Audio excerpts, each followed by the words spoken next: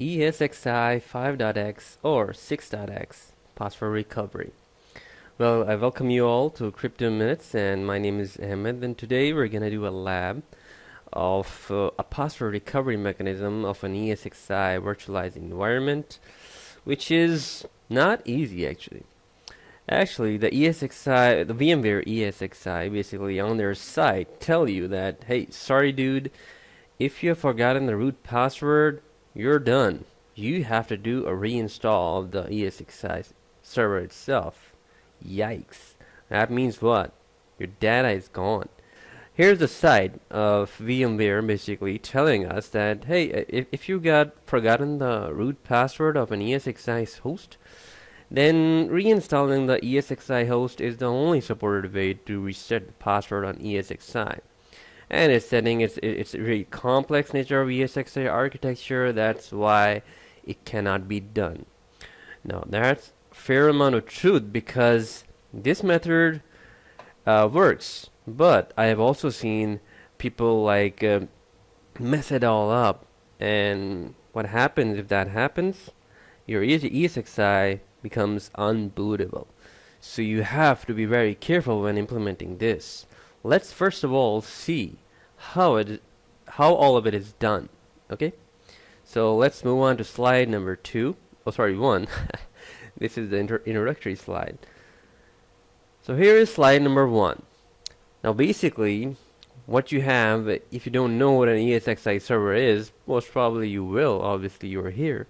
So you have this metal server that you have, and you have the ESXi running on it as an operating system, and you have some VMs running over it. Now why do I need to know all this? Basically what happened this weekend, I got a call from my colleagues, and they said a UCS server came up from Cisco directly from America, and they had these VMs already installed inside of them. What happened is that they were trying to put up a password. The client was telling them, hey, put the password like this, the hash value, @123 and whatever it was. What happened there was the client forgot the password, and our team also didn't know because you can't see what you're typing. And they were like, now what do we do?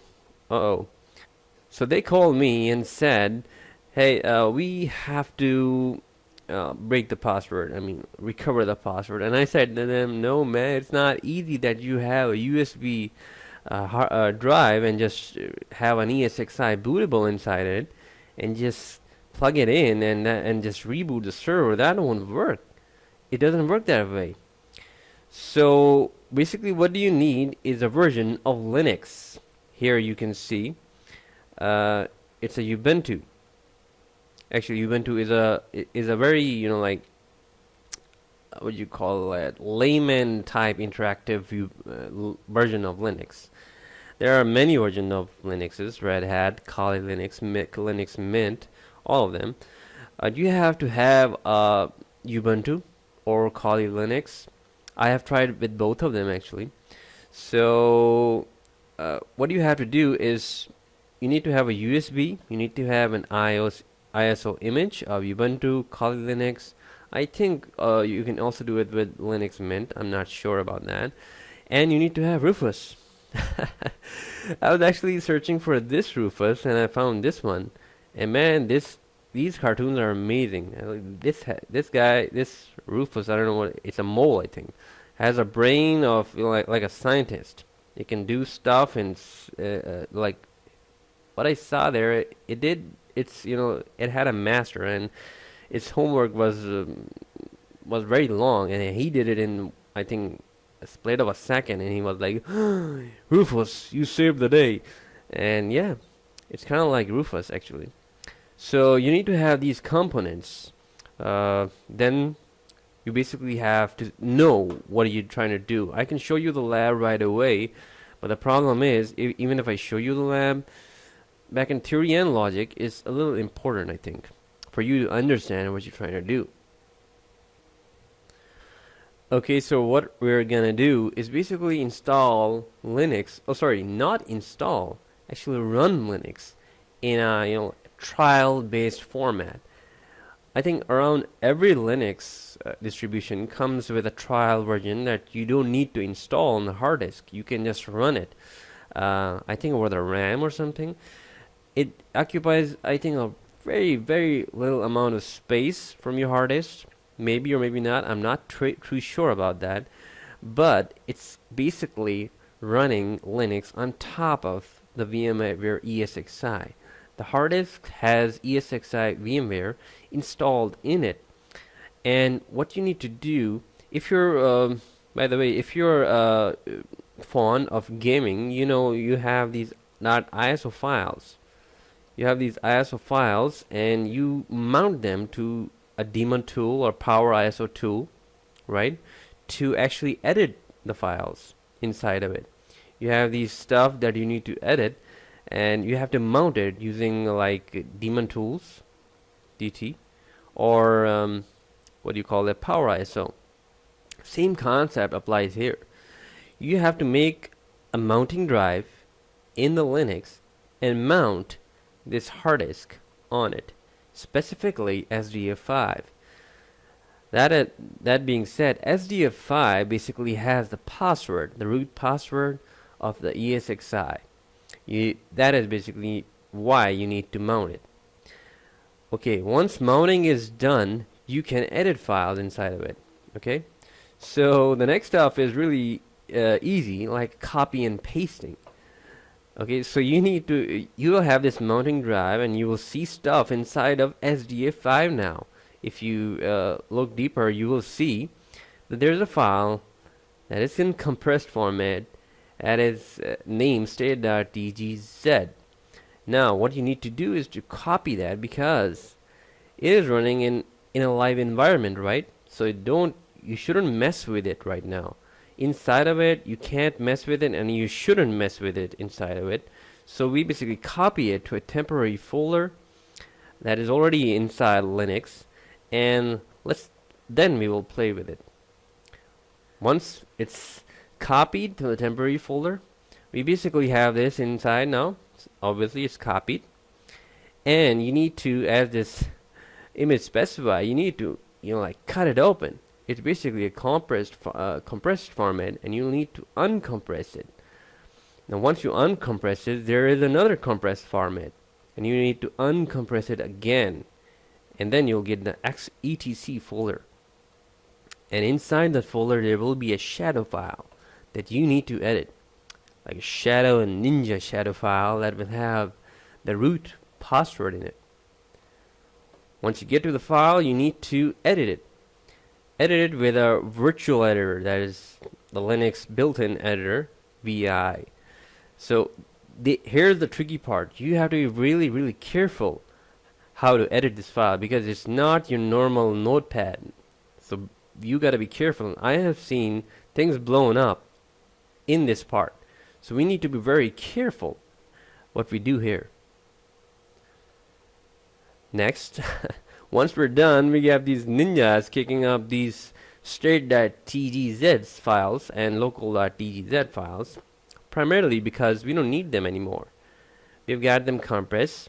We've got them uncompressed, so we'll just delete them. And we need to compress this folder again to a new file named local.tgz. Basically, we've compromised it. And then we have to again compress it to a state.tgz file. Once that's done, we'll have to sneak back to the mounting drive from the temporary folder and basically unmount it like we do in our games. Okay, so I'm gonna show you all of this in a like VMware workstation environment, and I'll be telling you what can be done, what it's like actually to in a real environment. Now as of right now, you can assume me standing alongside the ESXi server in the data center with a keyboard and an LCD plugged into it, and I'm trying to exit it. Let me try to exit it, pressing F2. The root password, I don't know the password, what it is, don't remember it. Trying to type in something. So at this point in time, if I'm in the data center, and most probably I won't have the CD-ROM over there, I will have that RUFUS built Ubuntu or Kali Linux bootable ISO image in it. So I'll just put it in the CD drive, or I will put it in the USB drive and reboot it. Now in VMware, if you're doing it in a test environment, you can see there are removable devices, and the CD DVD, go to settings, and you just have to pick it from wherever it is. Like I have placed in the D drive and Linux, Kali Linux ISO. I'm specifically using 1.0.7 version. So okay, pressing OK. Now in the real world, I would obviously have to reboot it. It's the same scenario, right? Like if you're trying to boot it, Windows 7, Windows 8, you want to install it, and you have that a USB drive, and you make it a bootable. Just plug it in, reboot your device, and press F9, F8, F12, whatever the hardware or BIOS option there are. In ESXi, it is F2, and it is a little tedious process because it doesn't give you a lot of time in VMware Workstation. So let me just reboot it, press F2, and I'll be back. Okay, so I'm back with F2 pressed.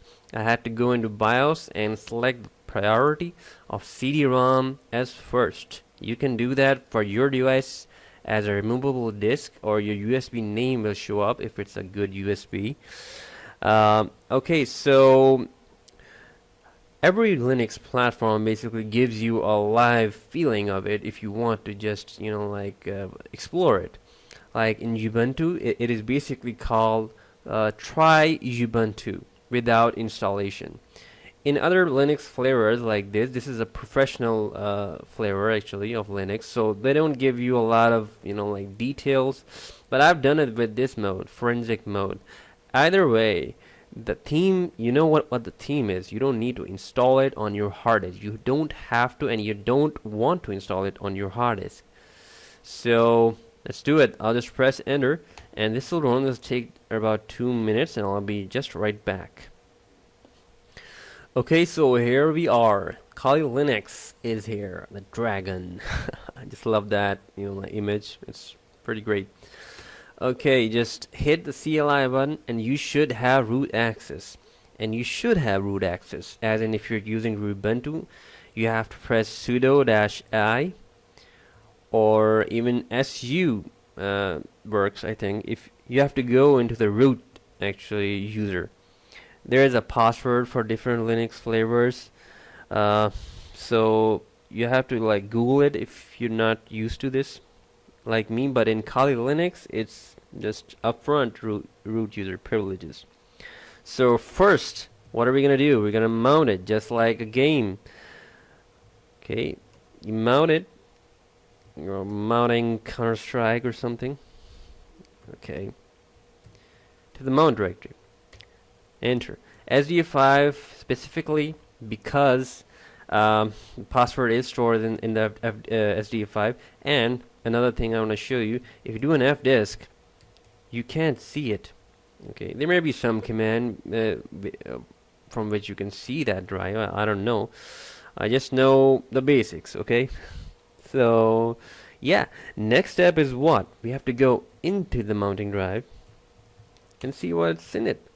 Now this is basically displaying SDF5, all of the contents of SDF5, and here it is. If you've seen the previous slides, you know that state.tgz is the file we're after. So we don't want to meddle with it right now because it's running live. So let's copy that file to a temporary folder that is already in the Linux. Now going to cd.temp. Oh, sorry, by the way, CD stands for change directory, and ls, that what I just typed in, stands for list directory. Okay, so let's see. Let's list it. Have we got it? Yes, for sure we have. Now we need to extract it. Obviously, I've told you it's a compressed format. XZF Remember these parameters, I don't know what they do, but they're like key parameters that you have to put in. I've just researched this, so not pretty sure what they are. So let's do it. Just did it. Let's check it what we got. We got local.tgz. Let's extract that too. Local.tgz list. Now here's where the mistake people make. Well, the people just make us a big mistake right here. If they're trying to do it, they basically go for cd. Okay, they mistakenly type in this slash etc. What this does is you basically go from root to the etc etc folder. Now this is basically the folder. This is not the extracted folder. Problem is, this is the folder of Linux itself. This is the problem that people make. Okay, this is a mistake. So let's go back into cd temp. Now you can verify this from this blue icon. It should, because the etc folder is inside temp, so you should be seeing slash etc. Not only slash etc, but slash temp slash etc. So I do this. You go to change your directory and type in only etc, not slash. You see that? Now you're in the proper folder. Now you see the shadow file. A tip over here is, if you see a lot of files like this, that means you're in the wrong folder. You shouldn't be seeing a lot of files. Okay, so there is a shadow file. Just press in vi shadow. That's the virtual editor, I think. That's what it sounds to me. Anyway, it's a built-in editor in all the Linux flavors. Vi shadow, press enter, and that above, what you see, that hashed huge value, that is the password. So what do we do now? We basically are in view mode as of right now. Now, as I told you, it's not your notepad editor, okay? So better be careful with it. You can mess things up, and you don't want to mess things up here. It's like that host file in Windows. You don't want to mess it, but in Windows you can mess with a lot of things. Don't worry, it can fix stuff for you. There are a lot of, like pages of blogs that can help you in that. Anyways, now you have to press I. You press I, and now you're in edit mode. Now I basically, what I do, I don't use backspace here. I use delete. Now I go to the first word, and from where to where do I have to delete? Let me show you. From this column to the first column you encounter. Delete it. Let's start deleting it. Be careful in the live environment when you're doing this, okay? Because it does some, like horrific stuff that I don't even understand. If you want to go back and forth, it just, jumps around. This editor is not very friendly. Okay, this is the last column. Do it to the point where there is no letters or space between these two columns. Hit escape right now and press shift colon. You'll see the column downwards. You got the column over there in the last row. Type in W and quit, exclamation mark, and then press enter, and you're here. You just erase the root password, hopefully. Well, that was a little tricky part. Okay, this is a tricky part. You have to practice it if you want to implement it in the real world. Now what's the next part? Next part is you have to go back to the temp folder, and you see, now these two files are of no use to me, right? Because they contain the real password. What I need to do is I need to compress etc to local, then local to state.tgz, because that will be an inverse process, right? Total inverse of what we did. Now again, first of all, we have to remove them. Remove these two guys. Thank you. Your purpose is served. Don't need you anymore. Okay, tar CZF. Okay, it's all